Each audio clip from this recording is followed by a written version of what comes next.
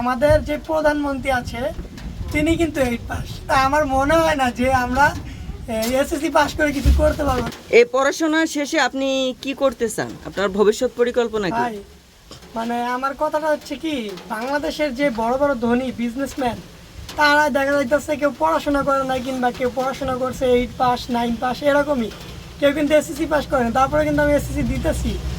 তা এমন শুনছিলাম আমি যে পৃথিবীর সব থেকে বড় লোক যিনি আছেন তিনি নাকি 8 পাস। তা ভাই আমি যে বলি যে পড়াশোনা করে এমনকি মানে পড়াশোনা করলে যে সব হবে এরকম তো কিছু না ভাই।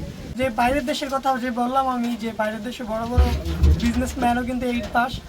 তা আমি বাইরের দেশের কথা বাদ দিলাম, আমার নিজের দেশের কথা বলি। আমাদের যে প্রধানমন্ত্রী আছে তিনি কিন্তু 8 পাস। তা আমার মনে হয় না যে আমরা এসএসসি পাস করে কিছু করতে পারবো, কিংবা মানে এসএসসিটা আমার জন্য বহুত, মানে এসএসসি পাস করলে ভাই শেষ পড়াশোনা আমি আর করতে চাই না।